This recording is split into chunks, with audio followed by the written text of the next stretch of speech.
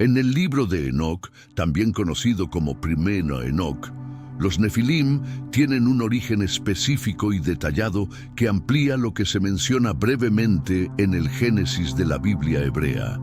Este libro apócrifo, considerado canónico por algunas tradiciones como la etíope ortodoxa, desarrolla un relato extenso sobre la caída de ciertos ángeles y sus consecuencias sobre la humanidad.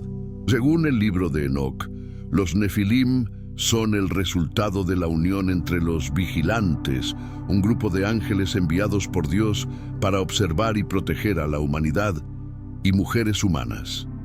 Estos vigilantes, liderados por un ángel llamado Semi-Hasá, descendieron al monte Hermón y juraron entre ellos llevar a cabo el acto de tomar esposas humanas, desobedeciendo así los mandatos divinos.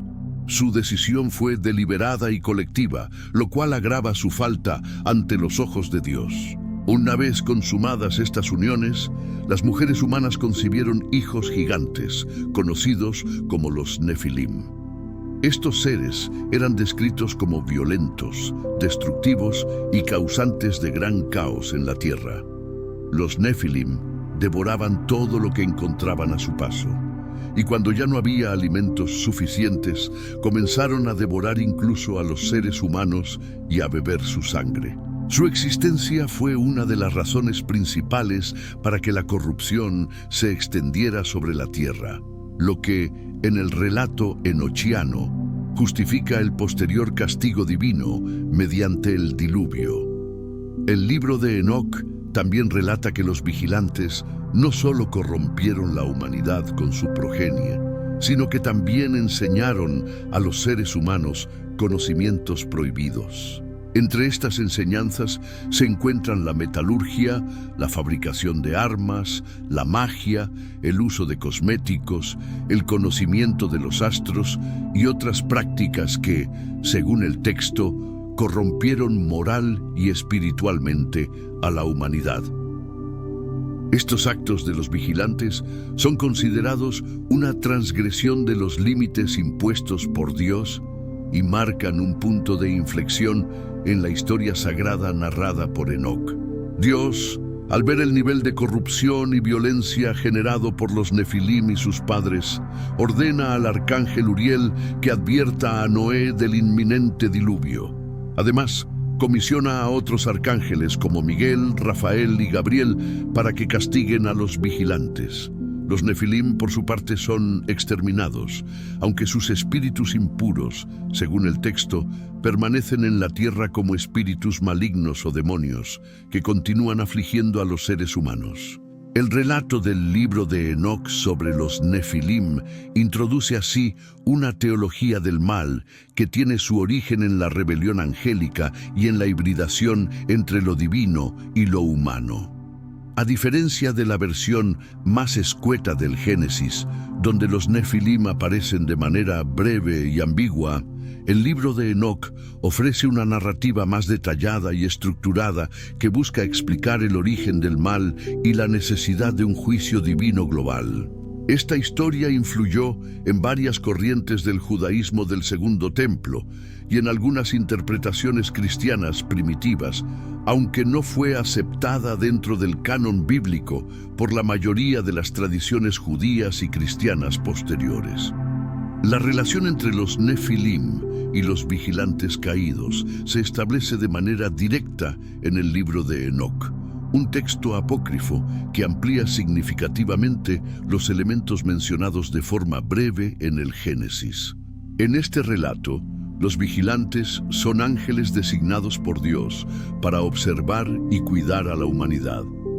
Sin embargo, algunos de ellos, encabezados por Semi-Hasá, transgredieron su misión original y descendieron a la tierra con el propósito de unirse a mujeres humanas.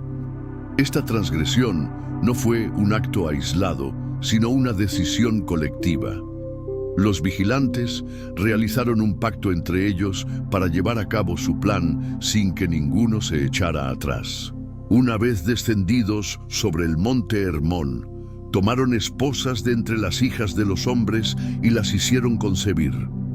El resultado de esta unión fueron los Nefilim, gigantes que crecieron de manera desmesurada y se convirtieron en seres destructivos. El vínculo biológico entre los vigilantes caídos y los Nefilim establece una conexión directa entre la rebelión angélica y la aparición de estas criaturas. Los Nefilim, según el relato enochiano, heredaron la fuerza y naturaleza sobrenatural de sus padres angelicales, pero al estar encarnados en cuerpos humanos, también estaban sujetos a las pasiones y al deseo de poder. Esto los convirtió en seres violentos que devastaron la creación, devorando no solo el sustento disponible, sino también a los seres humanos. Su existencia es presentada como uno de los principales factores de corrupción en la tierra, lo que motivó el juicio divino mediante el diluvio. Además de la descendencia física, los vigilantes también transmitieron conocimientos prohibidos a la humanidad. Enseñaron a los hombres y mujeres artes que no les correspondían, como la metalurgia, la elaboración de armas, la astrología, el uso de cosméticos y técnicas de brujería. Este acto de compartir secretos celestiales no solo incrementó la corrupción entre los humanos, sino que reforzó la conexión entre los vigilantes y el deterioro moral y espiritual del mundo. Una vez que Dios decide intervenir, los Nefilim son destruidos, pero sus espíritus no desaparecen por completo. El libro de Enoc señala que los espíritus de los Nefilim, al ser producto de una unión antinatural, no pueden encontrar descanso y permanecen en la tierra como espíritus malignos. Estos espíritus, conocidos también como demonios, continúan influyendo en los humanos, perpetuando la obra corruptora de sus padres. Los vigilantes, por su parte, son encarcelados por los arcángeles bajo el mandato divino. Son condenados a permanecer en prisiones subterráneas hasta el día del juicio. Esta separación entre los vigilantes y los Nefilim, después del castigo, no borra su relación original, sino que la refuerza al presentar las consecuencias duraderas de su acto conjunto. En este contexto, la relación entre los Nefilim y los vigilantes caídos representa una cadena de corrupción que comienza con la desobediencia angelical y se prolonga a través de generaciones humanas y no humanas. Es una estructura narrativa que articula el origen del mal en la tierra desde una perspectiva que combina elementos celestiales con realidades humanas y que da cuenta del desorden causado por la ruptura del orden divino establecido. Las interpretaciones etíopes del diluvio universal están profundamente influenciadas por la tradición del libro de Enoc, así como por la versión bíblica contenida en el Génesis. En la tradición etíope, particularmente en la Iglesia Ortodoxa Tewahedo, el relato del diluvio es asumido no solo como un castigo divino por la maldad humana, sino también como una respuesta directa a la corrupción introducida por los vigilantes caídos y los Nefilim. Según el enfoque etíope, el diluvio representa una acción purificadora de Dios para restaurar el orden original del mundo. El énfasis no recae únicamente en los pecados humanos, sino también en la presencia de fuerzas no humanas que alteraron el equilibrio de la creación. Los textos etíopes, especialmente los conservados en Ge'ez, amplían el relato del Génesis al incorporar detalles provenientes del libro de Enoc, que es considerado sagrado dentro de esta tradición. En este sentido, se interpreta que el diluvio fue necesario no solo para eliminar la maldad entre los hombres, sino también para erradicar a los Nefilim y eliminar la influencia de los vigilantes sobre la humanidad. La figura de Noé es presentada como un hombre justo y fiel, pero también como un depositario del conocimiento divino preservado frente a la corrupción generalizada. En algunos escritos etíopes, Noé recibe advertencias detalladas a través de ángeles o visiones celestiales, similar a lo que ocurre con Enoc. Estas advertencias contienen no solo instrucciones sobre la construcción del arca, sino también explicaciones sobre el origen del mal en el mundo y la necesidad del castigo inminente. La conservación de Noé y su familia no solo garantiza la supervivencia de la humanidad, sino también la continuidad de una línea pura no contaminada por las uniones entre ángeles y mujeres. Otro aspecto relevante en la interpretación etíope del diluvio es la función de los arcángeles en la ejecución del juicio divino. Miguel, Gabriel, Rafael y Uriel desempeñan roles activos en la vigilancia, castigo y encarcelamiento de los vigilantes. Esto forma parte de una cosmovisión más amplia, donde los seres celestiales no están distantes del mundo humano, sino involucrados activamente en la historia de la humanidad.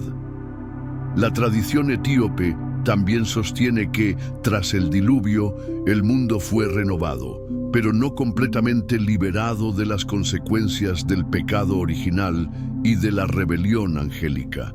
Aunque los Nefilim fueron destruidos, sus espíritus persistieron como fuerzas malignas.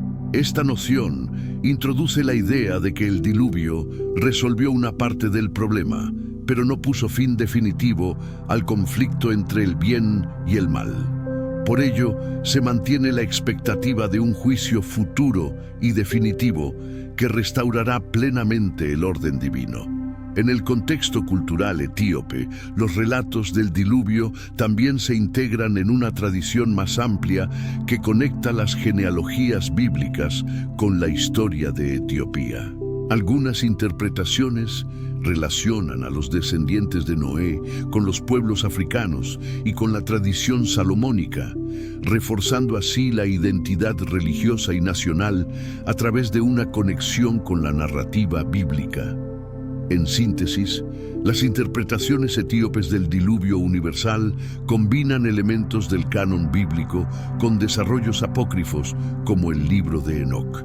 Presentan el diluvio como un acto necesario para restaurar la justicia divina frente a una corrupción profunda que involucró tanto a los hombres como a seres celestiales. Este enfoque refleja una teología compleja en la cual el mal tiene un origen espiritual y cósmico, y donde la historia humana está inserta en una lucha continua entre la voluntad de Dios y las fuerzas que buscan subvertirla. Las teorías sobre refugios subterráneos o montañas altas vinculadas al relato del diluvio universal y a la supervivencia de ciertos grupos, tanto humanos como no humanos, surgen en diversas tradiciones religiosas, esotéricas y pseudohistóricas. Estas narrativas intentan explicar cómo ciertos conocimientos, linajes o entidades habrían logrado evitar el juicio total impuesto por Dios a través del cataclismo hídrico. Una de las ideas recurrentes en estas teorías es la existencia de refugios subterráneos utilizados por entidades caídas, descendientes de los vigilantes o por civilizaciones antiguas que poseían un conocimiento anticipado del desastre inminente. En algunos textos vinculados a la tradición enochiana, se sugiere que los vigilantes que no participaron directamente en la corrupción de la humanidad o que lograron evadir la vigilancia angelical, se ocultaron en las profundidades de la tierra. En esta línea, algunos relatos místicos afirman que existen ciudades o estructuras subterráneas selladas, construidas antes del diluvio, con el propósito de preservar linajes, artefactos o registros prohibidos. Estas ciudades serían inaccesibles para la mayoría de los humanos y permanecerían ocultas hasta el fin de los tiempos o hasta un nuevo juicio. Otro enfoque plantea que algunos de los gigantes o sus descendientes lograron refugiarse en regiones montañosas de difícil acceso, escapando del alcance directo del diluvio. En estas versiones, las montañas no solo representan un refugio geográfico, sino también simbólico, como lugares elevados donde la intervención divina no tendría el mismo alcance destructivo que en las tierras bajas. Esta idea se encuentra en algunas leyendas de origen mesopotámico, indoeuropeo y semítico, en las que los supervivientes del cataclismo ascienden a montañas sagradas para protegerse de las aguas.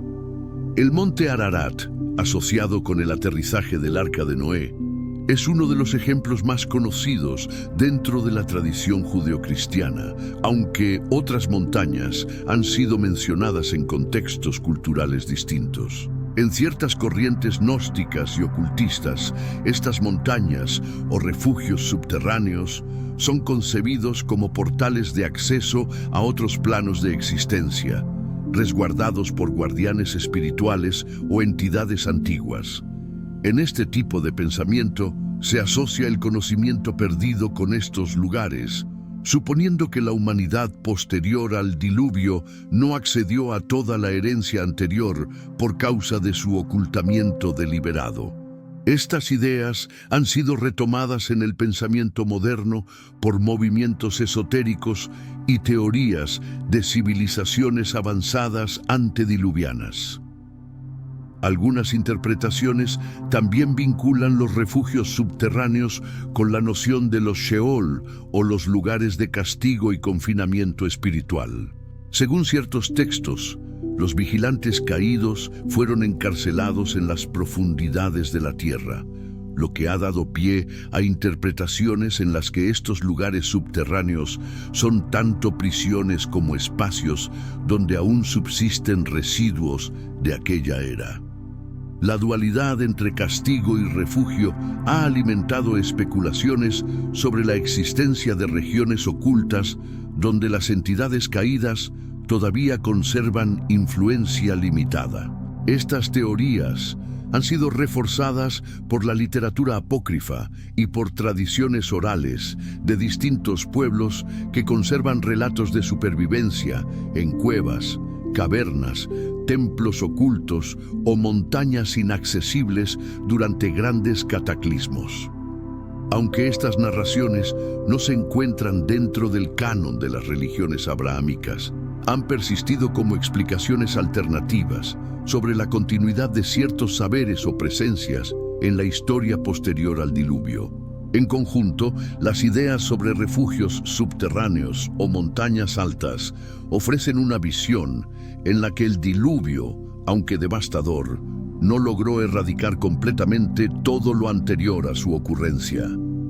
Estas teorías contribuyen a una narrativa más amplia que contempla la existencia de elementos sobrevivientes de una era considerada corrupta y que permanecen en espera, ocultos o dormidos, hasta un momento escatológico futuro en el que puedan reaparecer o ser juzgados nuevamente. El rol de Noé y su familia frente a los Nefilim, según las tradiciones apócrifas y textos como el libro de Enoc, se sitúa en un contexto de corrupción generalizada en la humanidad y en la creación. En este marco, los Nefilim son presentados como el resultado de la unión ilícita entre los vigilantes, ángeles caídos que desobedecieron las órdenes divinas, y las mujeres humanas. Esta descendencia híbrida fue responsable de gran parte de la violencia, el caos y la destrucción que se extendió sobre la tierra antes del diluvio. Noé aparece como una figura justa, íntegra y elegida por Dios para sobrevivir al juicio que vendría a través del diluvio. En los relatos más desarrollados, su papel no se limita a la simple obediencia en la construcción del arca, sino que se extiende a su función como preservador de una línea humana pura, no contaminada por la sangre o las prácticas de los vigilantes. La integridad de Noé es destacada no solo en términos morales, sino también en relación con la genealogía, lo que implica que tanto él como su familia estaban libres de la influencia genética o espiritual de los Nefilim. Algunas tradiciones interpretan que los Nefilim y los humanos, contaminados por ellos, habían dominado la sociedad antediluviana, estableciendo estructuras de poder, controlando recursos y promoviendo prácticas destructivas. En ese entorno, Noé y su familia representaban una excepción, una minoría que resistía tanto en términos de conducta como de herencia.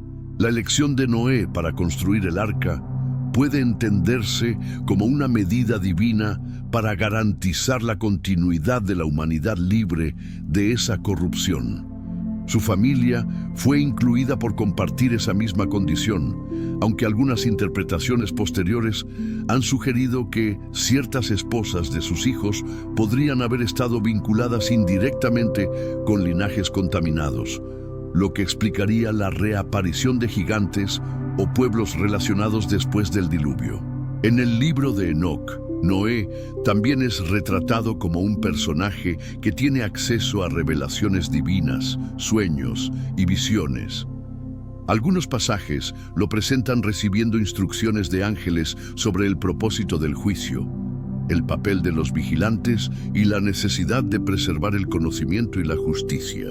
En este sentido, Noé cumple una función mediadora entre el cielo y la tierra, siendo no solo ejecutor de la voluntad divina, sino también testigo de la transgresión que condujo al castigo global. La familia de Noé, además de garantizar la reproducción de la humanidad después del diluvio, se convierte en portadora de una nueva oportunidad para establecer un orden justo. La relación de esta familia con los Nefilim es, en esencia, de oposición. Donde los Nefilim representan desorden, violencia y rebelión, Noé y los suyos simbolizan obediencia, preservación y continuidad del diseño divino. Esta dicotomía es central para entender el significado del diluvio como un acto de restauración. Aunque los textos canónicos no profundizan en confrontaciones directas entre Noé y los Nefilim, los relatos apócrifos sugieren que su existencia misma, aislada de la corrupción, era una forma de resistencia frente al dominio de los híbridos. En ciertas tradiciones también se interpreta que la construcción del arca fue un acto que ocurrió en medio de un entorno hostil, donde los Nefilim y sus descendientes podían haber intentado sabotear el plan divino, lo que refuerza la figura de Noé como símbolo de fidelidad en tiempos de decadencia extrema. El papel de Noé y su familia, en consecuencia, no fue solo el de sobrevivientes del diluvio, sino el de representantes de una humanidad preservada para reiniciar el proceso civilizatorio. La relación con los Nefilim se configura como parte de una narrativa más amplia en la que los humanos elegidos por Dios deben coexistir temporalmente con entidades hostiles, para luego superar esa etapa mediante el juicio divino y el restablecimiento del orden. Las evidencias de supervivencia postdiluviana en textos apócrifos han sido objeto de análisis por parte de estudiosos que buscan comprender cómo ciertos elementos presentes en el mundo antediluviano, especialmente aquellos relacionados con los Nefilim y los vigilantes caídos, pudieron haber persistido después del diluvio. Aunque el relato bíblico del Génesis presenta el diluvio como una destrucción total de toda carne que había corrompido su camino sobre la tierra, diversos escritos fuera del canon, como el libro de Enoc, el libro de los jubileos y ciertos textos rabínicos y esotéricos, ofrecen indicios de que no todos los rastros de aquella era fueron completamente erradicados. Una de las formas en que se presenta esta supervivencia es a través de la reaparición de gigantes o pueblos relacionados con ellos en los relatos posteriores al diluvio. En los libros históricos del Antiguo Testamento, como Números, Deuteronomio y Josué, se mencionan grupos como los anaquitas, emitas y refaitas que habitaban Canaán y que poseían características físicas excepcionales. Estos pueblos son descritos como descendientes de antiguos gigantes, lo que ha sido interpretado por algunos autores como una evidencia de que ciertos linajes híbridos lograron escapar a la destrucción total del juicio hídrico. Aunque el texto bíblico no ofrece una explicación directa sobre su origen postdiluviano, Los textos apócrifos ofrecen narrativas complementarias que sugieren mecanismos de supervivencia. El libro de Enoc, por ejemplo, relata la destrucción de los cuerpos de los Nefilim durante el diluvio, pero añade que sus espíritus, al ser de origen híbrido, no pudieron ascender ni al cielo ni descender al Sheol como los humanos. Estos espíritus quedaron atrapados en la tierra como entidades errantes, lo que más tarde se asociaría con la figura de los demonios. Esta supervivencia espiritual implica una forma de continuidad del mal antediluviano que seguiría influyendo en la humanidad después del juicio divino. El libro de los Jubileos también contribuye a esta interpretación al detallar que algunos de los conocimientos impartidos por los vigilantes a los humanos fueron preservados. Según este texto, Noé pidió a Dios que neutralizara la influencia de los demonios, descendientes espirituales de los Nefilim, que continuaban corrompiendo a sus hijos. Dios ordenó que 90% de ellos fueran encarcelados, pero permitió que una 10ª parte quedara libre, bajo supervisión angelical, lo que constituiría otra forma de persistencia del mal postdiluviano. Algunas tradiciones más tardías sostienen que ciertas esposas de los hijos de Noé habrían tenido vínculos con linajes híbridos, lo que explicaría la reaparición de gigantes en generaciones posteriores. Aunque este argumento no aparece explícitamente en los textos canónicos, es una hipótesis recurrente en la literatura apócrifa y pseudohistórica que busca reconciliar la destrucción global del diluvio con la presencia continuada de estos seres.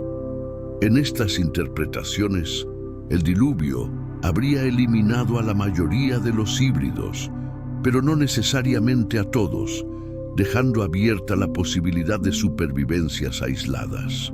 Otras evidencias apócrifas apuntan a la existencia de refugios subterráneos o montañosos utilizados por algunos de los descendientes de los vigilantes para evitar la destrucción. Estas teorías, aunque más especulativas, forman parte de una tradición que contempla la posibilidad de supervivencia física de ciertos grupos, mediante el acceso a conocimientos anticipados del juicio divino, lo que les habría permitido prepararse con anterioridad. En conjunto, los textos apócrifos no sostienen una visión uniforme sobre la supervivencia postdiluviana, pero sí coinciden en que el diluvio, aunque decisivo, no eliminó por completo todas las consecuencias de la transgresión original. Ya sea a través de espíritus errantes, linajes preservados, conocimientos ocultos o pueblos descendientes de gigantes, estos escritos plantean la idea de una continuidad del problema antediluviano en la historia posterior, lo que justifica la necesidad de una intervención futura más definitiva. Estas evidencias sugieren que el mundo postdiluviano, aunque renovado, no quedó completamente libre de la herencia espiritual y genética de los eventos previos al juicio. Esta continuidad es fundamental para las narrativas apocalípticas que se desarrollan en otros textos intertestamentarios, donde se anticipa un nuevo juicio divino para poner fin a la influencia persistente de las entidades caídas y sus descendientes. Los supuestos vínculos entre los Nefilim y civilizaciones antiguas han sido objeto de múltiples interpretaciones en textos apócrifos, tradiciones esotéricas y teorías pseudohistóricas. Estas propuestas parten de la premisa de que los Nefilim, mencionados en el Génesis y ampliamente desarrollados en el libro de Enoc, no solo fueron seres de gran estatura y fuerza, sino también portadores de conocimientos avanzados heredados de los vigilantes, sus padres angelicales caídos. Según estas interpretaciones, los Nefilim no habrían sido únicamente destructores, sino también transmisores de ciertas artes, técnicas y estructuras que influyeron en el desarrollo de algunas civilizaciones antiguas. En el libro de Enoc, los vigilantes son descritos como ángeles que descendieron a la tierra y enseñaron a los humanos diversas disciplinas como la metalurgia, la astrología, la hechicería, el uso de raíces y plantas para fines mágicos y medicinales y el arte de la guerra.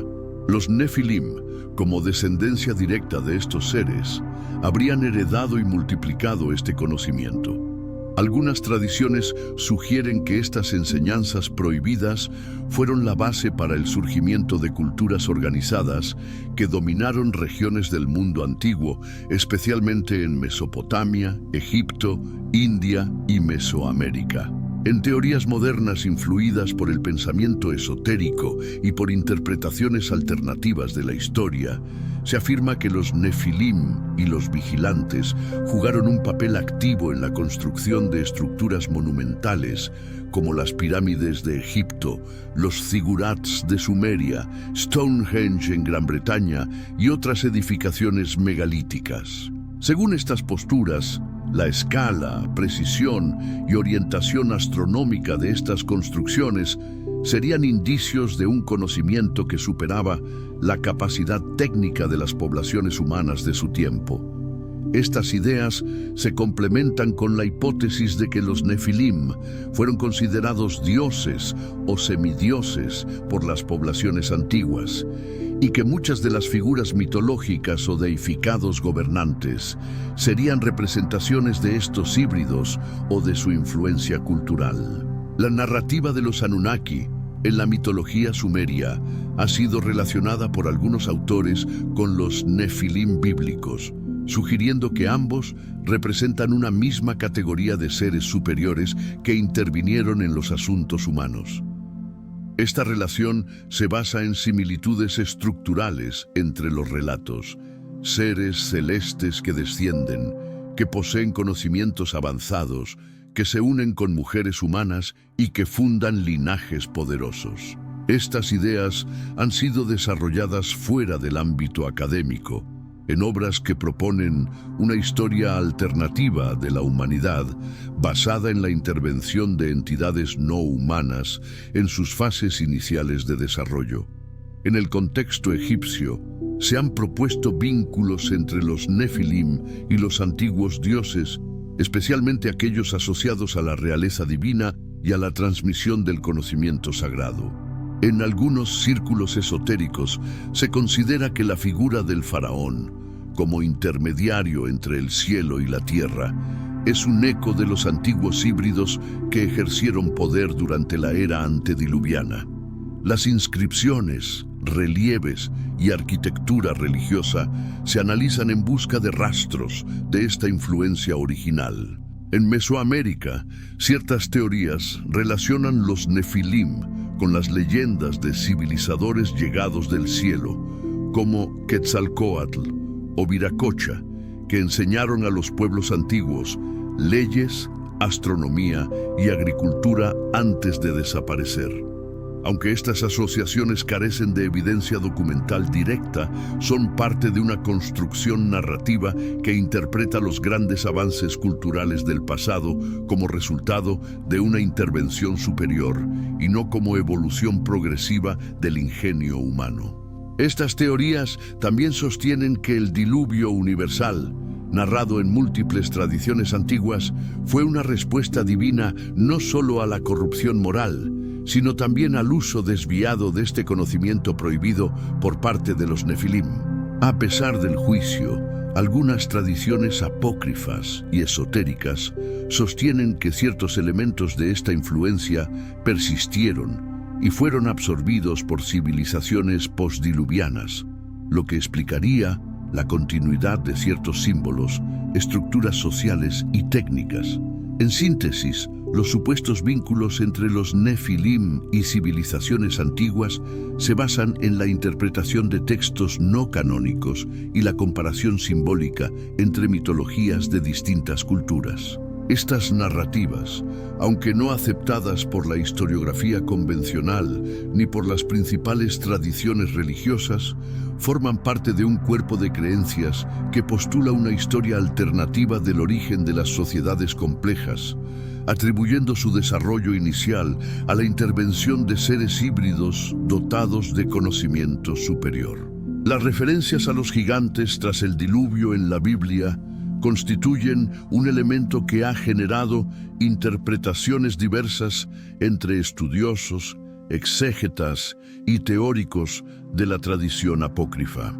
Aunque el relato del Génesis presenta el diluvio como un evento que exterminó toda carne corrompida sobre la tierra, en varios textos bíblicos posteriores se registran menciones explícitas de pueblos de gigantes que habitaban ciertas regiones, lo que plantea preguntas sobre la continuidad de estos seres después del juicio divino. Uno de los pasajes más relevantes en este sentido se encuentra en Números, donde los espías, enviados por Moisés a explorar la tierra de Canaán, informan que allí viven hombres de gran tamaño, descritos como los anaquitas, a quienes comparan con los nefilim. El texto menciona que los espías se sentían como langostas frente a ellos, lo que denota una diferencia física significativa. Esta referencia conecta directamente con Génesis, donde los nefilim son introducidos como los hijos de Dios y las hijas de los hombres. La persistencia de esta designación en un contexto postdiluviano ha sido motivo de debate, dado que sugiere la supervivencia o la reaparición de estos seres. En Deuteronomio se mencionan otros pueblos de gran estatura, como los semitas y los refaítas, habitantes de regiones al este del Jordán. Los refaítas, en particular, son presentados como un grupo de gigantes antiguos, relacionados con Og, rey de Basán, cuya cama de hierro se describe como extremadamente grande. Esta descripción tiene una clara intención de enfatizar su naturaleza excepcional. La existencia de estos pueblos se vincula con un pasado que los textos bíblicos reconocen como anterior al establecimiento de Israel en la región, lo cual implica que sus orígenes podrían rastrearse a tiempos muy antiguos, posiblemente anteriores o inmediatos al diluvio. Josué también hace referencia a los anaquitas como adversarios a los que el pueblo de Israel debe enfrentar al conquistar Canaán. Aunque muchos de estos pueblos fueron eliminados o desplazados durante las campañas militares, el texto señala que algunos sobrevivieron en regiones como Gaza, Gat y Asdod. Esta mención se torna significativa al considerar que posteriormente, en el libro de Samuel, aparece la figura de Goliat, el gigante filisteo que desafía al ejército de Israel y que proviene de Gat, una de las ciudades mencionadas anteriormente como refugio de los descendientes de los anaquitas. La continuidad de la presencia de gigantes tras el diluvio, entonces, se halla documentada en distintos libros bíblicos.